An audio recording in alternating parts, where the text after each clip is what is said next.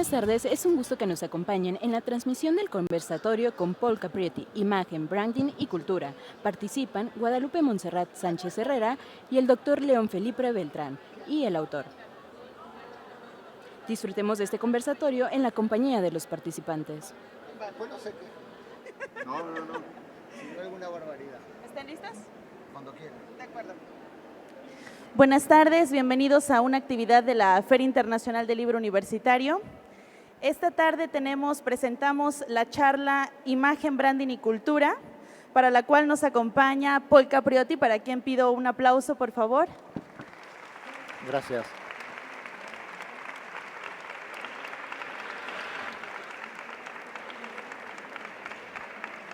Paul Capriotti es doctor en Ciencias de la Comunicación por la Universidad Autónoma de Barcelona, director de Bidireccional, una consultora especializada en investigación y evaluación de reputación y estrategia de comunicación. Se ha desempeñado profesionalmente en el Departamento de Cultura del Ayuntamiento de Barcelona, en el desarrollo de la marca Barcelona, Ciudad de Museos. Fue Brand Communication Manager de Epson Ibérica y miembro de Brand Management Teamwork de Epson Europe y de Seiko Epson Corporation Worldwide.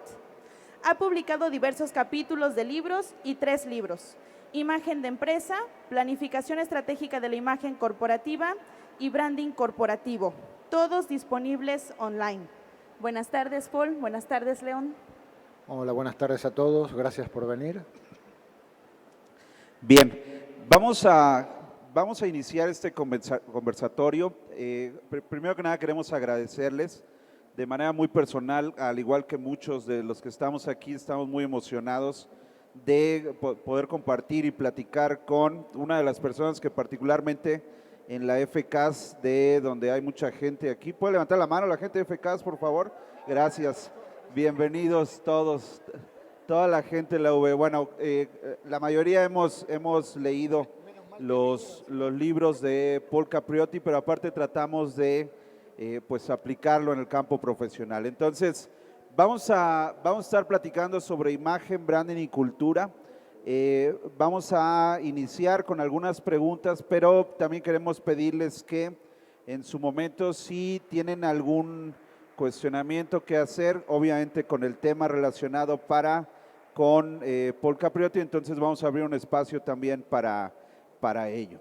Entonces, vamos a iniciar. Una de las cosas que habíamos estado platicando antes de llegar aquí al conversatorio tiene que ver con esta perspectiva de la gestión de la imagen y del branding, primero en el ámbito comercial o en el ámbito empresarial, donde, bueno, en la mayoría de los libros es lo que hemos leído, cómo se trabaja con empresas, cómo esta gestión tiene que ser parte de una concepción desde la dirección hasta cada uno de los miembros de la organización, y sobre todo cómo se puede presentar un contraste o no a la hora de trasladarlo al ámbito cultural. Entonces, de manera concreta, a nosotros nos gustaría empezar: ¿cómo podemos explicar la gestión de la imagen y del branding en el ámbito cultural en contraste con el ámbito empresarial?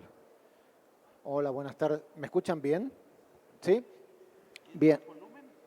No, si a mí me escuchan bien, ya me parece bien. Yo ya me escucho a mí mismo, no hay problema. Antes que nada, déjenme dar las gracias a la universidad por la invitación. Creo que, digamos, la universidad ha hecho un esfuerzo importante en que yo pudiera estar aquí, y la verdad que agradezco muchísimo, a pesar de que voy a estar solamente unas horas aquí en la ciudad, pero espero volver pronto, espero poder venir a la facultad y poder hacer cosas con los estudiantes. Así que, bueno, más que nada, digamos, esta es una primera prueba. Estoy a prueba, digamos, ¿no? Estoy en prácticas, digamos, me tienen a prueba. Si funciona bien esto y aplaudís mucho, pues seguramente me traerán la próxima vez. Con respecto a la pregunta que me hacía León o el cuestionamiento que planteaba León sobre ¿es trasladable, es aplicable los principios del branding, de la comunicación, de la imagen que tradicionalmente aplicamos o ponemos en práctica en el ámbito empresarial, lo podemos llevar al ámbito cultural? La respuesta es rotundamente sí. De hecho, yo diría que nosotros ya lo hemos aplicado algunas veces, al menos yo he podido aplicarlo en algunas instituciones museísticas, eso quiero aclararlo, digamos, mi background principalmente del ámbito cultural viene del sector museístico. Yo he trabajado en Barcelona, digamos, con los museos de Barcelona. También he estado haciendo en los últimos años investigación sobre comunicación de museos en España y a nivel internacional. Por lo tanto, si hay alguien que le gusta más otro tipo de manifestaciones culturales, no soy tan experto, digamos, en temas de música o en temas de arte, digamos, pero sí en cuestiones de museos. ¿Es aplicable esto del branding? Por supuesto que sí. Es más, diría que cada vez más nos lo tenemos que plantear como algo necesario, no como una posibilidad. Cuando hablamos de branding, muy rápidamente, estamos hablando de dos cuestiones. Primero, el primer eje fundamental en temas de branding es la cuestión de si una marca, si una empresa es conocida o no es conocida. Este es el primer eje. Pues lo mismo podemos aplicarlo a una institución de tipo cultural, a un museo, a un auditorio. No, nosotros ahora estamos trabajando con auditorio de música clásica también, con estudiantes, más allá de los museos. Y el tema es relevante porque ¿son conocidos los museos? ¿Son conocidos, es decir, ese auditorio o un museo determinado, es conocido por la gente? Porque si la gente no lo conoce, no lo puede elegir, no puede decidir ir al museo.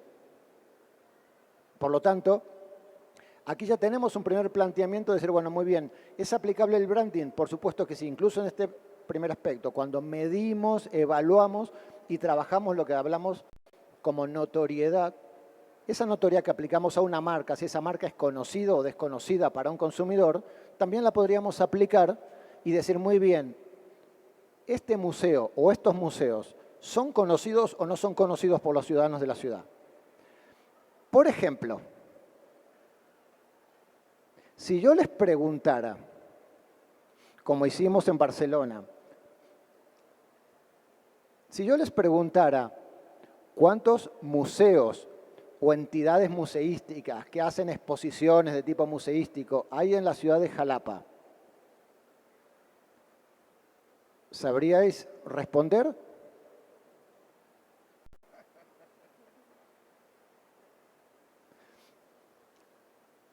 Ojo,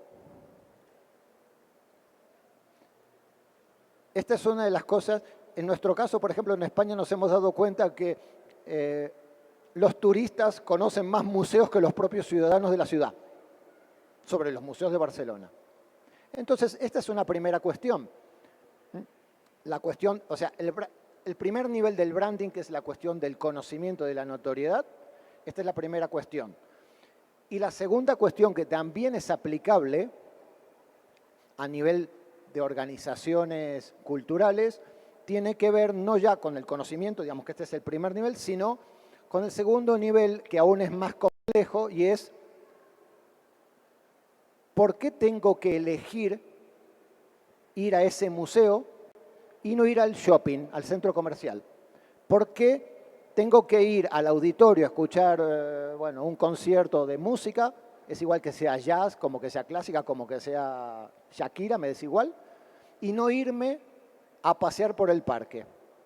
Es decir, ¿por qué tengo que...? Eso que en las empresas nos lo planteamos de manera natural, es decir, ¿por qué tiene que elegir el consumidor mi yogur y no tiene que elegir el yogur de la competencia? ¿Cuál es mi factor distintivo? Pues esto es exactamente lo mismo. ¿Por qué una persona que trabaja en comunicación en un museo no se llega a plantear, oye, ¿por qué la gente debería venir a mi museo en lugar de ir a pasear o ir al shopping o ir al cine? ¿Qué le ofrecemos a la gente? Y esto es, por lo tanto, generar el valor diferencial que tiene esa propuesta cultural. En última instancia, no es una, digamos, entre comillas, es un producto cultural que queremos hacer llegar a alguien. Por lo tanto, los dos ejes esenciales del branding, que es la cuestión de la notoriedad, la cuestión del conocimiento de la institución, de la organización, y también la cuestión de la diferenciación, del valor diferencial, son perfectamente aplicables a lo que es, digamos, un sujeto cultural. Yo les hablo, ya vais a ver que les voy a hablar mucho más de museos porque es lo que más conozco y es lo que más trabajo, pero es aplicable a otras entidades de tipo cultural. Ok. No, por favor. Ahorita Paul, bueno, desde tu punto de vista y siguiendo en esta línea como del área cultural, de la parte cultural, ¿qué consideras que debería ser trabajado desde el área de la comunicación corporativa para acercarnos a esto que ahora tanto se habla de la democratización cultural? A ver, hay gente de los museos aquí, más que nada para... ¿No? Bien, puedo... ¿Sí hay una persona? Una, bueno. ¿Y sí sabe cuántos museos hay en Jalapa? ¿Sí? ¿2? No es cierto eso. No, a ver, no pregunté museos, pregunté museos y centros de exposiciones, o sea, centros que son capaces de exponer, digamos, aunque no sean denominados museos. En España también tenemos la diferenciación entre el museo al cual se le asigna la denominación de museo a través de una institución pública y luego tenemos otros centros museísticos que no tienen la calificación de museos, pero realizan exposiciones permanentes o temporales, como por ejemplo una institución como es CaixaForum, en España, que hace exposiciones del MoMA o de la Tate Gallery y no tiene la consideración de museo y sin embargo hace exposiciones, por lo tanto este también es una institución museística. Ya me olvidé la pregunta. Sí, acerca de la democratización de la cultura, como tu opinión al respecto de cómo podríamos acercarnos a través de la comunicación corporativa a este ámbito que ahora tanto se habla de la democratización cultural.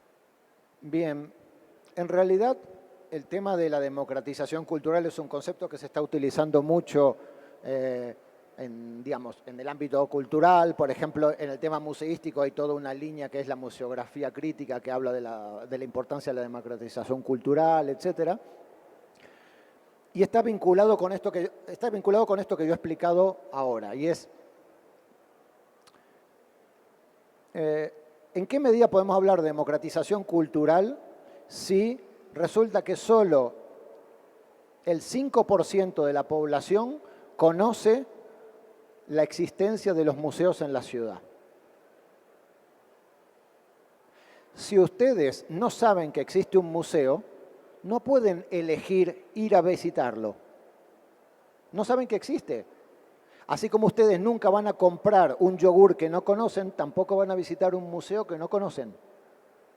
Es más, democratización cultural significa que yo sé que está ese museo y decido no ir a visitarlo. Eso es una elección, pero yo sé que existe ese espacio cultural y decido irme a otro sitio. Ahora mismo en Barcelona, por no hablar de Jalapa, ahora mismo hay muchísima gente que no puede tomar esa decisión. ¿Y saben qué? Hay muchos museos que yo no conozco de mi ciudad, que no sé que existen, y sin embargo sí que le estoy pagando el sueldo al director del museo. Porque es un museo público al cual se le paga con mis impuestos. Y sin embargo, él no hace nada, o ella no hace nada, para que yo sepa que ese museo existe,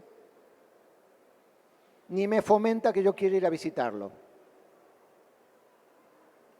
Entonces, el tema de la democratización cultural pasa por dos cuestiones. La primera es que yo tenga la posibilidad de elegir si quiero ir o no quiero ir a un museo. Y para eso tengo que conocer que está el museo ahí. Y la segunda cuestión pasa por poder, si quiero ir, poder aprovechar la visita al museo. Y ahí, en los dos aspectos, aprovechar significa que cuando yo vaya al museo, no me encuentre una pintura que pone Pablo Picasso, 1907, óleo sobre canvas. Levanten la mano lo que sabe lo que es un canvas.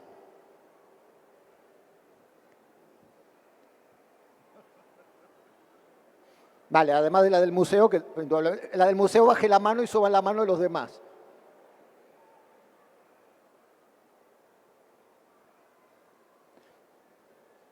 Entonces, ¿cómo, digamos, uno se encuentra una pintura que lo único que pone es Pablo Picasso, 1907, óleo sobre canvas, 44 centímetros por 22 centímetros?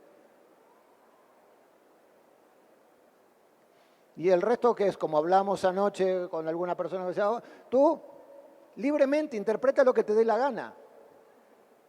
¿No? Y entonces dice, este señor se volvió loco, porque en 1906 pinta a una mujer con figura de mujer, 1907 pinta a una señora totalmente desestructurada. Este señor tiene un problema psicológico de un año para el otro.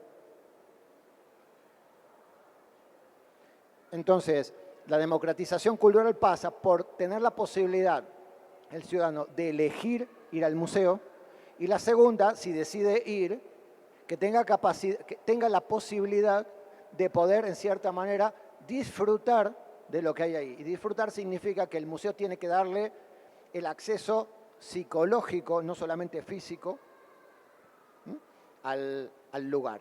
Anoche, yo no recuerdo si era anoche o esta mañana que comentamos, ¿ustedes no se han puesto a pensar, por ejemplo, que un museo tiene puestas todos los cuadros a la altura de un adulto? Por lo tanto, mi hijo, que tiene 8 años, tiene una perspectiva muy diferente de mirar un cuadro que el que tengo yo. Porque él mide 1 metro y mira el cuadro así.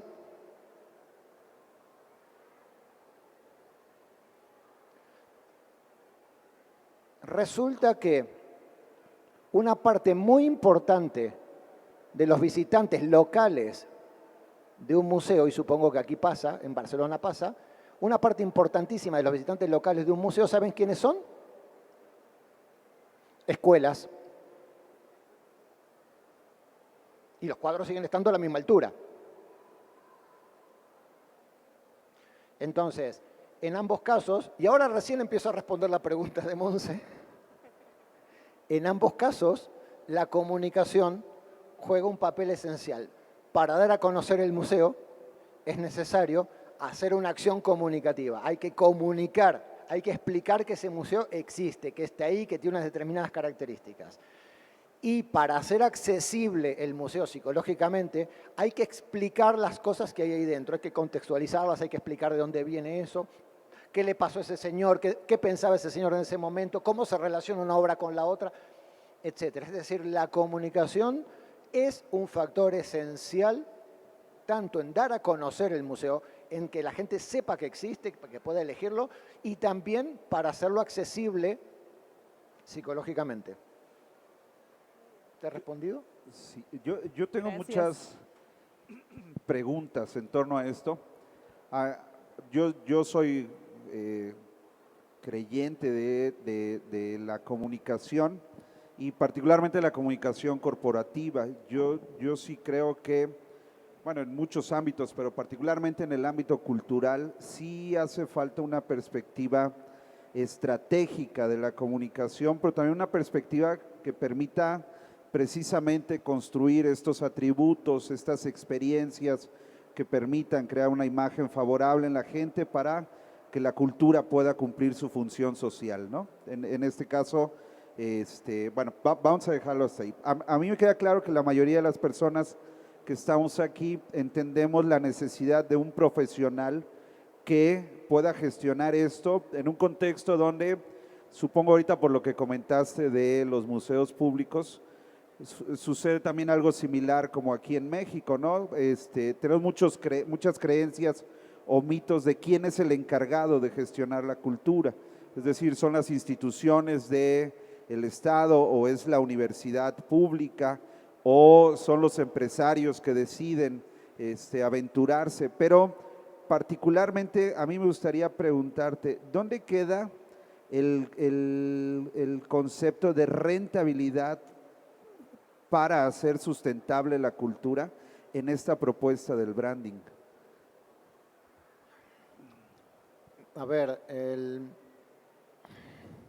El tema de la rentabilidad, desde la perspectiva de una institución pública, la rentabilidad es una rentabilidad de tipo social, ¿de acuerdo? Y por lo tanto, se supone que todo nuestro trabajo de comunicación, nuestro trabajo de branding, es para hacer accesibles esos espacios culturales para que la gente pueda hacer uso de ellos. Digamos, esa se supone que es la rentabilidad y por lo tanto la inversión que hacemos a nivel público debe retornarse en términos de accesibilidad. Esa es otra discusión que hemos tenido, por ejemplo, con la gente de los museos. Y es que yo le digo, bueno, estaría fantástico que... miren, para que se hagan una idea, en Barcelona el museo más conocido de la ciudad es el Museo Picasso y lo conoce solo el 18%. Yo le decía a la directora, digo, mira, si logramos que solo lo conozca el 50%, vamos a multiplicar por 3 o por 4 la visita al museo. Que lo conozcan no quiere decir que venga, pero seguramente lo multiplicaremos por 2 o por 3. Es decir, pasaremos de tener 1 millón de visitantes anuales a tener 2 millones o 3 millones. Y me dicen, ni hablar, no quiero saber nada de eso.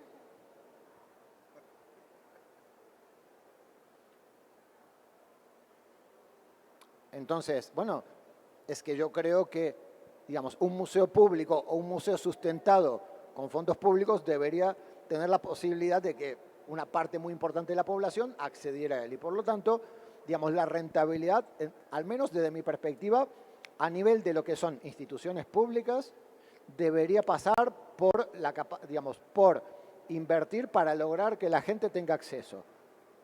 Desde la perspectiva ya de una, vamos a llamarlo, de entidades de tipo privado, ahí ya hay una cuestión de que, bueno, la rentabilidad puede entenderse normalmente. Por lo que yo conozco en España, los museos privados o salas privadas de exposiciones, etcétera, no buscan una rentabilidad económica. Más bien funcionan como entidades que lo que buscan es generar una rentabilidad a nivel de imagen hacia la empresa promotora o hacia la fundación o la institución que lo promociona. Es decir, por ejemplo, Cosmocaixa, que es un museo de la ciencia, que pertenece a una entidad bancaria, forma parte, vamos a llamarle, de la obra social o de la obra de responsabilidad social que tiene esa entidad bancaria a nivel social y por lo tanto la rentabilidad de ese espacio tiene que ver con la imagen o la reputación que gana la institución como fomento, en este caso de la cultura. Bueno, la Caixa concretamente, CaixaBank tiene, digamos, un museo de la ciencia y tiene Cosmocaixa tiene además un CaixaForum, que es un museo estándar, digamos, ¿no? Por lo tanto, entonces la rentabilidad suele venir por, digamos, la rentabilidad en imagen, en retorno, en la contribución que se supone que están haciendo y por lo tanto tiene que ver con licencia para operar, con aceptación social, etcétera. En ese sentido, Paul, ¿cómo consideras que deberían de ser vistas las empresas culturales en relación con el papel que desempeñan en sociedad y sobre todo cómo deben de ser creadas las estrategias para las mismas? A ver, ¿cómo deben ser vistas en términos de, digamos, de cuál es la imagen que deberían transmitir? Sí, justamente desde ahí, como desde la parte de la imagen corporativa. A ver, es decir, esto es como volver a los mismos planteamientos que hablamos antes del tema de branding, y es, nosotros necesitamos crear, es decir, si ustedes trabajan en una institución cultural, necesitan generar una comunicación para lograr una vinculación con un público o con los diferentes públicos. Es igual al tipo de institución y se supone que esa vinculación es para lograr que la gente aproveche ese espacio cultural. Por lo tanto, la comunicación, la función que tiene es acercar a la gente, primero que conozcan la institución, segundo que, digamos, motivarlos a que asistan y tercero, facilitar el acceso a eso. Esa es un poco, digamos, la función de la comunicación en este tipo de instituciones. Okay. Yo quisiera hacer una última pregunta antes de pasar a las preguntas y comentarios del público. Si habláramos de evaluación del branding en empresas culturales o en este caso en el de museos, que es el que trabajas, ¿cuáles son los indicadores o las variables que tú consideras para poder decir que la estrategia de comunicación o de branding está siendo adecuada? Así que dije, ¿sabes qué es? Bueno, ya hablas de reconocimiento, hablas de notoriedad, ¿habría otra?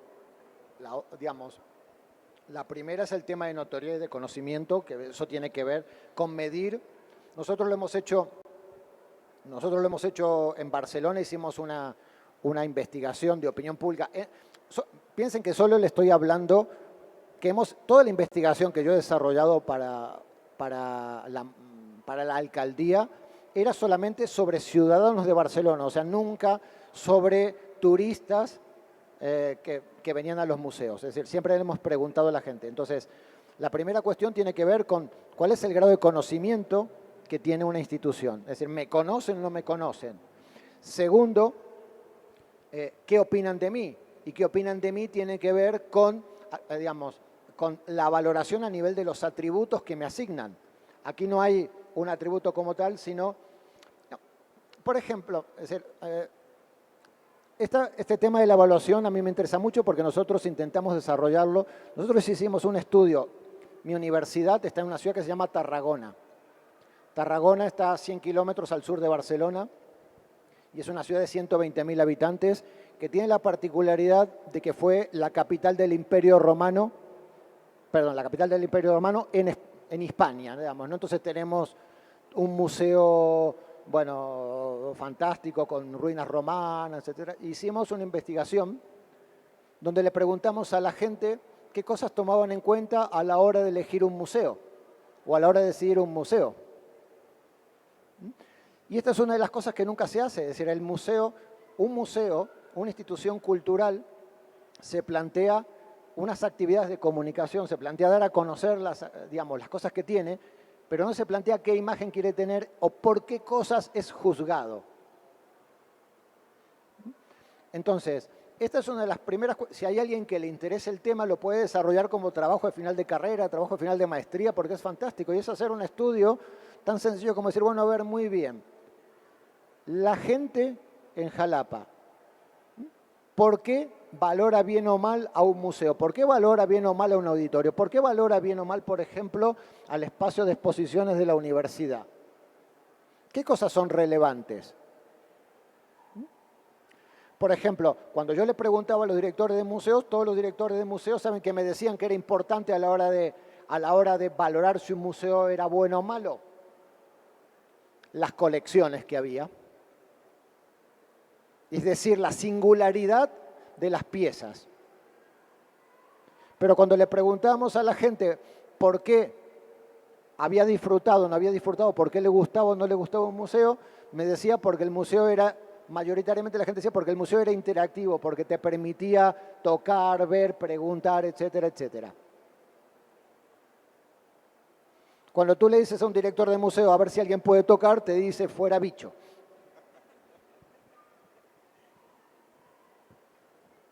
Entonces tenemos un problema. La gente quiere información, quiere interactuar, quiere preguntar, quiere tocar. Bueno, algunas cosas no se pueden.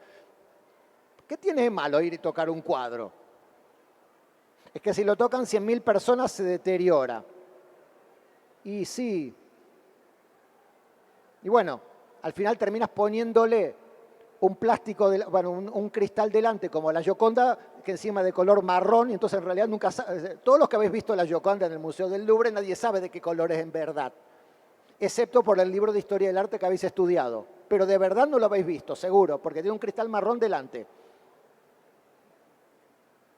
Entonces, claro, el museo ofrece piedras, y la gente no quiere piedras, la gente no quiere cuadros, la gente quiere otro tipo de cosas. Entonces tenemos un cortocircuito a la hora de comunicar, porque comunicamos las piedras, pero la gente no quiere explicaciones de las piedras, quiere interpretaciones de otro tipo, quiere poder tocar, quiere poder preguntar. Seguramente, como todos sois muy jovencitos, seguramente recordaréis cuando os llevaron en primaria o seguramente en primaria a un museo, y recordaréis mucho más aquellos museos donde les dejaron meter la mano o tocar lo que sea, que no aquellos donde los pasearon por los cuadros y les hicieron mirar y les explicaron los 4 cuadros que había. yo he estado trabajando para un museo muy pequeñito de la ciudad de Barcelona, que es el Museo Etnológico de Barcelona, que por supuesto no es tan famoso como el Museo Picasso, ni como el Museo Dalí, ni como el Museo Miró, que no tiene tanta fama, pero sin embargo tiene, o sea, han pensado todo el museo para que se pueda, digamos, experimentar, se pueda tocar, oler, etcétera, etcétera. Pues realmente las cosas que hacen, o sea, la gente cuando sale del museo, los chicos cuando salen de las visitas, salen encantadísimos. ¿Por qué? Porque en última instancia se está trabajando sobre aquello que la gente está esperando de un museo. Piensen cosas como, por ejemplo, visitar el Museo del Louvre. Visitar el Museo del Louvre, si lo haces rapidito, son como 4 horas. Insisto, imagínense a mí caminando con mi hijo de 8 años por el Museo del Louvre, navegando en medio de 150 Venus, ¿no? Que nunca sabes cuál es la Venus de Milo, excepto cuando ves un montón de gente allá y dices, aquella debe ser la Venus de Milo porque hay un montón de gente alrededor. Y de hecho vas y haces una foto, igual era un grupo de turistas japoneses que estaban mirando otra Venus, y te llevas una foto de una Venus que supone que es la de Milo y en realidad es de Míconos. Y resulta que no hay una maldita silla en todo el recorrido del museo.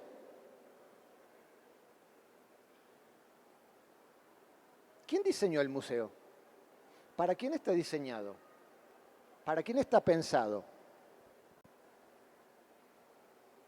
Entonces, ese tipo de cosas son las cosas que cuando trabajamos, son todas esas cosas que cuando trabajamos en una empresa en temas de branding, de comunicación, nos planteamos el producto, dónde tiene que estar, cómo vamos a diseñar el envase, cómo lo vamos a poner, qué información le vamos a poner en la etiqueta, cómo le vamos a... que se supone que es algo estándar, normal, en el branding de una marca, de una empresa, de un producto de consumo masivo, y que también lo podríamos trasladar, muchas de esas cuestiones, a un producto de tipo cultural. Y si quieren, llévenlo a la música o a interpretar la música. Aquí me dijeron que, por ejemplo, tenéis uno de los mejores sitios en temas de jazz. Estupendo, digamos, ¿vale? Y yo escucho jazz y digo, pues, a la tercera pieza me aburro. Bueno, porque nadie me ha explicado cómo se tiene que interpretar, cómo se debe interpretar, digamos, porque no sé, pues, a mucha gente le pasa lo mismo con un museo y con la música. Entonces, hay que empezar a pensar en comunicación como herramienta que nos sirva para esa accesibilidad y a pensar la investigación en términos de conocer de qué manera nosotros podemos adaptar nuestro producto cultural al contexto en el cual estamos. Paul, si te parece bien, vamos a pasar también a darle la palabra al público, que seguro hay varias preguntas y bueno, en el camino seguimos ahí interviniendo. ¿Alguien quiere ir haciendo una pregunta? Aquí la doctora Gina. Y allá atrás también ahorita, y la maestra Ilia. Gracias. Bien, para empezar, bueno, ¿ahí se escucha? Ya. Póntelo. Ok. Es un gusto escucharlos. Y bueno, Paul, tú estudiaste más de 10 años los museos. Me gustaría que nos platicaras un poquito, ya lo mencionaste muy de rapidito, pero ¿cuáles serían estos prejuicios que tú estudiaste para que tenemos nosotros como consumidores antes de llegar al museo? ¿Qué fue lo que descubriste? Que no vamos al museo porque creemos que… A ver, yo acabo de cerrar una etapa en el tema de museos y acabo de escribir un post en mi blog que es algo así como un epitafio sobre las cuestiones museísticas, en la cual básicamente la idea que planteo es una idea bastante agridulce de la situación. Creo que es aplicable a otros ámbitos culturales también, ¿de acuerdo? Digamos, pero en el tema de museos yo siempre he manifestado que nunca he encontrado un espacio con tantas posibilidades comunicativas como tiene un museo. y con tan poca voluntad comunicativa como tiene la gente que trabaja en un museo.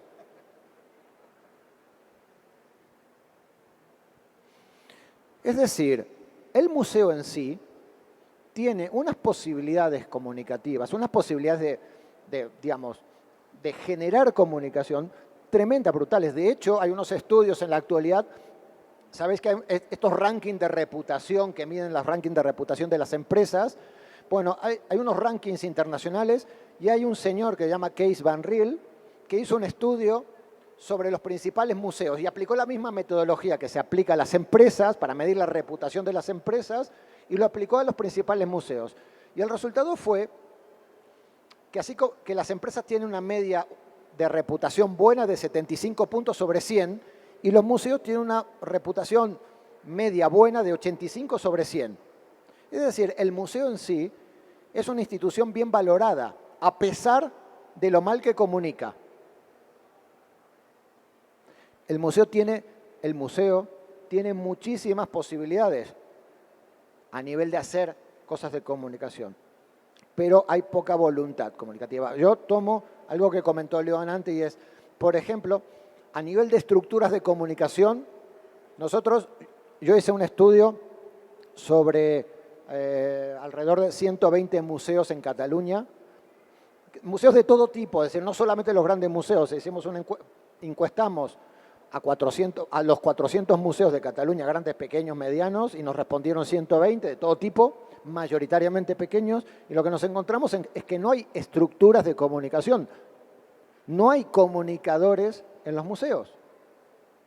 Entonces, eso ya es un déficit, digamos, ¿no? Y por lo tanto, ¿quién lleva la comunicación en un museo?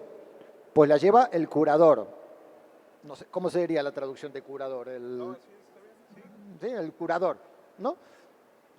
En realidad es la traducción de curator, pero que no es una traducción, digamos, ¿no? Es bueno, ¿cómo se llama? El curador, digamos. O la lleva la gente que hace la parte de didáctica en los museos, ¿no? O sea, no tenemos estructuras de comunicación. Por otra parte, cuando le planteas a un museo la posibilidad de hacer acciones de comunicación, te dice, hombre, es que, y esto yo lo he escuchado, seguramente ustedes también lo han escuchado, no, es que esto es como banalizar la cultura, ¿no? Es decir, esto es la palabra que suelen utilizar es mercantilizar la cultura. Es decir, si hacemos un anuncio publicitario del museo, es que estamos mercantilizando la cultura, ¿no? Y entonces aquí entramos en la discusión del tema de la democratización cultural versus la mercantilización cultural, ¿no? Digamos, ¿hasta qué punto? ¿Hasta dónde llega la democratización cultural y hasta dónde llega la mercantilización, digamos, la de comunicar abiertamente? También hay un factor importante y es, esto suele darse mayoritariamente digo mayoritariamente, hay de todo, suele darse mayoritariamente en museos del ámbito latino, es decir, de Latinoamérica y de la Europa latina para abajo, es decir, España, Italia, Francia, etcétera, etcétera. En Estados Unidos nadie se preocupa, es decir, hay museos que van haciendo campañas promocionales y te ofrecen 2 entradas al precio de 1 y te ofrecen el descuento del día de no sé qué, y si entras, y de hecho hay algunas tiendas de museos que son casi más grandes que los museos, ¿no? ¿Qué tiene de malo? Si resulta que tenemos una tienda del museo que es capaz de generar una serie de ingresos que sirven para mejorar la transitabilidad del espacio, muchas cosas, pues bienvenido sea, ¿qué tiene de malo? Ah, no, eso es mercantilizar el museo. Entonces lo único que podemos vender es un catálogo de 1.600 páginas que pone óleo sobre canvas, es decir, que nadie entiende. O sea, solamente los 5 de aquí entienden lo que pone el catálogo. Entonces, digamos que mi experiencia de unos 10 años investigando es esta. Otra cuestión, que esto es transversal no solo a los museos, sino, y que no salió, yo sé que Monse me lo quería preguntar, la tiene por ahí guardada la pregunta, pero ya la avanzo, es el uso no del todo apropiado de las redes sociales por parte de las instituciones museísticas. ¿Saben cuál es una de las quejas mayores cuando se le dice por qué no hacen comunicación o por qué no hacen actividades de branding o comunicación de los museos? La respuesta es que no tenemos dinero. Y es verdad, aún así yo tengo 30 estudiantes deseosos de hacer campañas gratis para los museos y nadie viene a pedírmelo. Eso primero. Pero más allá de eso, dice, bueno, estupendo, trabajar con redes sociales no te cuesta nada o te cuesta muy poco. Bueno, claro, como tampoco tienen un experto en redes sociales, sino que tienen al curator, además de haciendo el catálogo y haciendo la publicidad, también haciendo las redes sociales, es un problema. Pero no se están aprovechando esas herramientas que son gratuitas o semi-gratuitas para conversar, para dialogar, para trabajar algo un poco más profundo. Nosotros hicimos un estudio sobre los museos, tomamos los 100 museos más visitados del mundo y analizamos las webs de esos museos y las fanpage de Facebook. En Facebook encontramos que de media, cada post que hacían los museos, de media tenían 11 comentarios, cada post, 11 comentarios. Y de esos 11 comentarios, 10,2 comentarios eran de la gente y solo un comentario del museo. Es decir, que de cada 10 comentarios que hacía la gente, el museo solo hacía uno. Es decir, la gente decía, me encantó la exposición, me encantó la exposición, me encantó la exposición, odio la exposición, odio la exposición, y el museo después de 10 decía uno, gracias. Y a los otros 9 ni le respondía.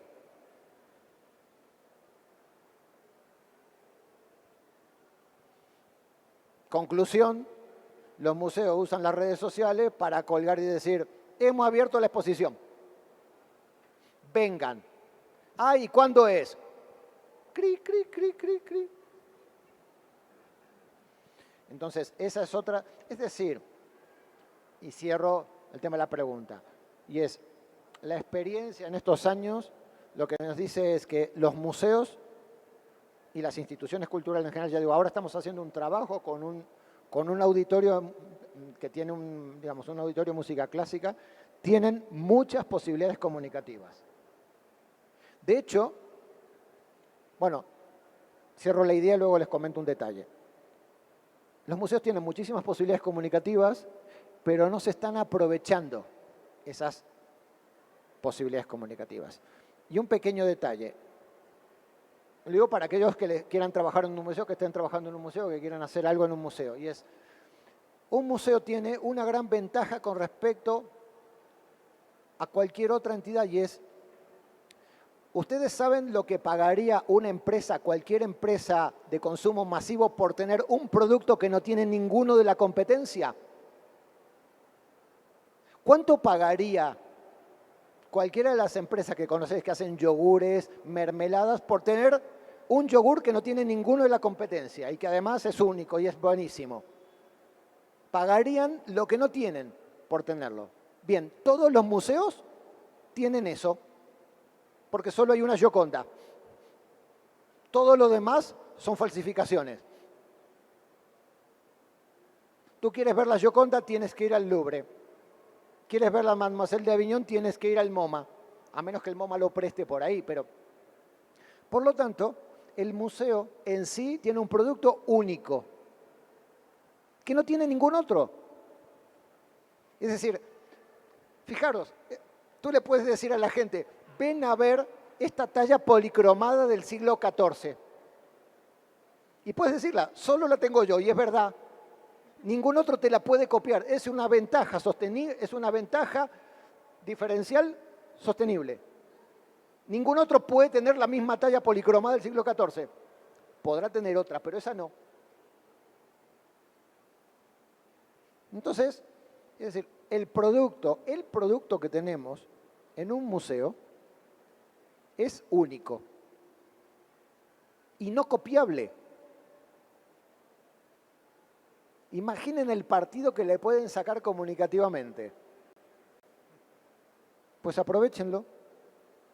Ahora todos van a querer trabajar en un museo. Gracias.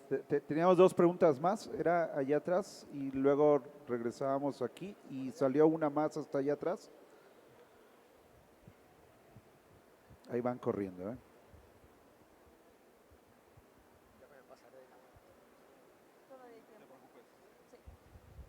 Hola, mucho gusto.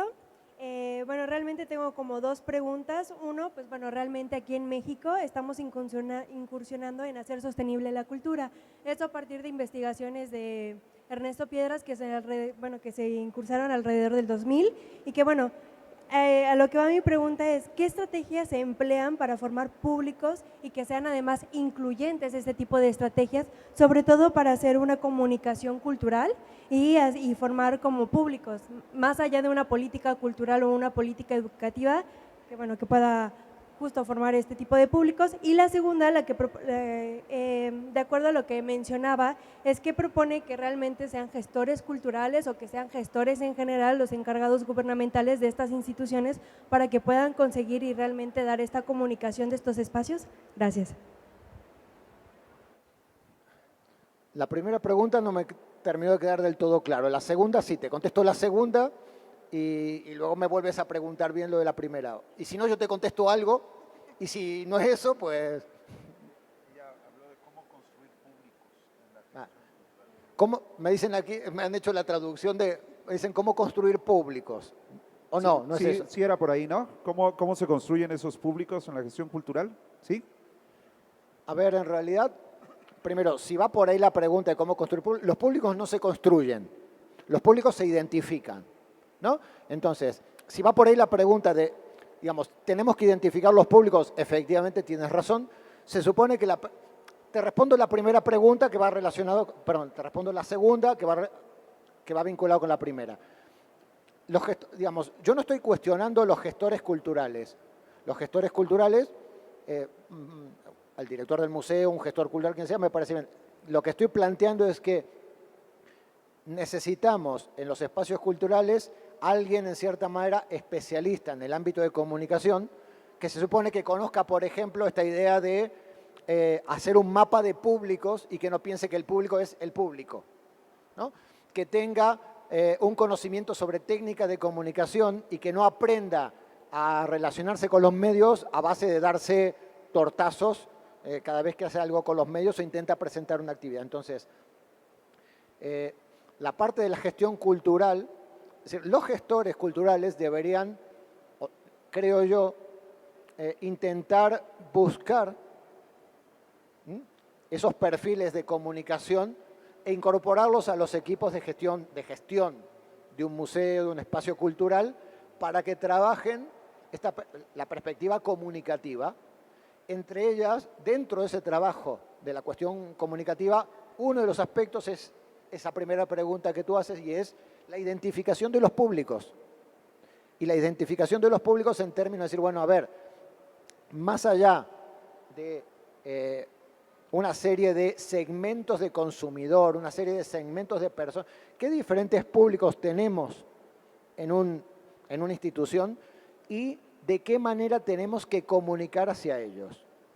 Yo no te puedo decir cómo comunicar hacia los públicos. Indudablemente ahí está la cuestión del comunicador que tiene que tener capacidad como para identificar cuáles son los públicos de tu entidad, de tu museo, de tu espacio cultural y adaptar el mensaje, las herramientas de comunicación a ese público. Pero para eso se supone que necesitamos un perfil que sea un perfil específicamente del ámbito de comunicación. No sé si te he respondido a una o las dos preguntas. Muy bien, ¿quién es la siguiente Seguía la maestra pregunta? Ilia y allá atrás otra y ya salió uno más y nos apuramos, ¿sí? Todavía tenemos 10 minutos.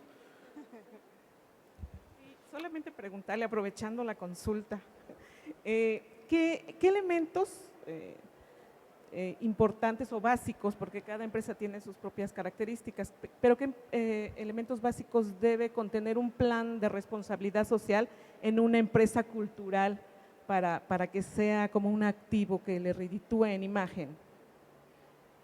Es que para mí sería una contradicción que una empresa cultural tenga un plan de responsabilidad social. Se supone que ya su acción es una acción de impacto social. A ver, tú me dices, bueno, no, es que nosotros hemos puesto un sistema de reciclaje en el museo. Pero, digamos, una empresa de consumo se pone a explicar que tiene una política de reciclaje porque es una manera de explicar que además de tener una función económica, tiene un cierto comportamiento de tipo social, medioambiental, etcétera. Una empresa financia una actividad de tipo social o ayuda social, yo qué sé, escolarización, como parte de una política para explicar que tiene una vertiente social dentro de su actividad económica. Pero es que una institución cultural ya de por sí tiene una función social. Entonces, en realidad, mi recomendación sería que haga bien su función social. Es decir, oye, Paul, ¿qué hacemos? ¿Hacemos una política de reciclaje o intentamos hacer que venga más gente al museo? Pues haz que venga más gente al museo. Es más social que no la política de reciclaje. Bueno, en realidad tienes que hacer las dos, digamos, ¿no? Pero lo que voy es, una institución cultural ya tiene, es decir, tiene en sí una función, o debería tener en sí una función social y por lo tanto hacer un plan de responsabilidad social para una entidad social es como redundante, ¿no? Es más, quizás deberíamos hacer, para una entidad social deberíamos hacer un plan de responsabilidad económica. O sea, que aprendan a manejar los fondos públicos y que no... No, pero a ver, entiendo que, por ejemplo, tú me puedes decir, bueno, podemos impulsar, por ejemplo, políticas de reciclaje en un museo, en una institución cultural, podemos impulsar políticas de igualdad de género, de salario, por supuesto que sí. Ahora bien, que el auditorio o de la universidad haga una campaña de difusión de su política de igualdad, ¿tiene sentido? Me parece que tiene más sentido que haga difusión de su actividad cultural. A ver, la política de igualdad la tiene que implementar, pero no como un plan de responsabilidad social, sino como un plan simplemente de gestión, igual que la política de reciclaje, ¿de acuerdo? O política de igualdad salarial, etcétera, ¿no? O de tema de esos de derechos humanos, digamos. Por lo tanto, digamos que las políticas de responsabilidad social están más enfocadas hacia las empresas como una manera de impulsar su contribución social que no tanto en las propias entidades. Ahora, ¿se puede desarrollar? Por supuesto que sí. Se puede desarrollar una política de trabajo, de acción social dentro de una institución cultural. Comunicarla. No le veo tampoco que, no, si la quieres hacer, hazla, pero no me parece que esa es la función. Muy bien.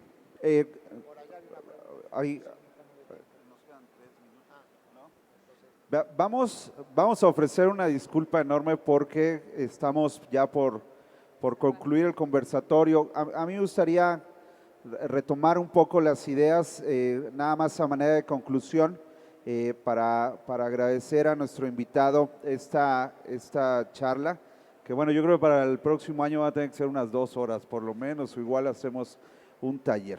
Dentro de las ideas que a mí me gustaría destacar, primero, realmente hay una necesidad de comunicación estratégica en el ámbito cultural. Y bueno, por lo que escuchamos, no nada más en México ni en Jalapa, ¿no? Parece que toda Hispanoamérica por lo menos tiene esta condición, pero hay algo que también destaca nuestra invitada, es precisamente la necesidad de especialistas en el ámbito de la comunicación. En este caso estamos hoy llenos de publicistas y especialistas en relaciones públicas y bueno, es un campo de trabajo que tiene una demanda social que es necesario cubrir. Aunque no se mencionó así, los atributos de identidad y la función social de las empresas culturales, por llamarlo de alguna manera, es bien importante que la tengamos claro, ¿no? Probablemente ya esas discusiones entre la democratización y el mercantilismo, hoy en día tenemos que hacerlas a un lado y tenemos que ponernos a trabajar, porque al fin y al cabo la cultura también permite el desarrollo de las sociedades, ¿no? Finalmente, yo me quedo también con la idea de que los modelos que conocemos de gestión de la comunicación corporativa, del branding corporativo y sobre todo la imagen corporativa deben de trasladarse y adecuarse. Las propuestas están hechas y bueno, el conocimiento del contexto y un poquito lo de los públicos que buscaban hace rato requiere mucha investigación, sobre todo especialistas en comunicación, ¿no? Yo estoy seguro que lo conocen muy bien, aparte tiene sus redes sociales también muy claras y tenemos bien claro también que está muy en contacto con nosotros, ¿no? Entonces, Agradecer a los dos, a Paul, a León, por aceptar la invitación. Agradecer también a todo el equipo de la FILU por la disposición, por el trabajo. Y bueno, todavía… Claro, adelante. Antes de que cierre, Monse, quiero hacer quiero, más allá de las críticas que uno puede lanzar aquí, me gustaría dejar en claro, me gustaría dejar como una visión positiva de todo esto, ¿de acuerdo? Es decir, he criticado mucho la manera en que se gestiona, pero quisiera que os fuerais con una idea muy positiva del tema, del tema de branding, comunicación en el sector cultural, y el sector cultural tiene muchas posibilidades, como les decía antes, los museos tienen muchas posibilidades comunicativas, los espacios culturales tienen muchísimas posibilidades comunicativas. Que no se esté haciendo no es algo malo, bueno, sí, es algo malo, pero mírenlo desde esta perspectiva, hay mucho campo por hacer, hay muchos espacios por cubrir y hay muchas cosas que se pueden desarrollar, por lo tanto, quiero que se queden, con una perspectiva positiva, de esto, y es, los espacios culturales tienen mucho potencial y hay espacios por cubrir y hay mucho por hacer. Por lo tanto, adelante. Muchas gracias a ambos. El maestro Paul va a seguir por aquí por si alguien quiere acercarse a hacer algún comentario, alguna pregunta, ya que el tiempo aquí no fue suficiente y les agradecemos también a todos ustedes su asistencia. Buena tarde. Muchísimas gracias. No te pierdas nuestra próxima transmisión en punto de las 19 horas. Presentación del libro Arte, Conciencia y Vida, Aforismos Cuánticos, de Alex Mercado. Participan Diego Salas, Luis Barria, Rafael Alcalá y el autor.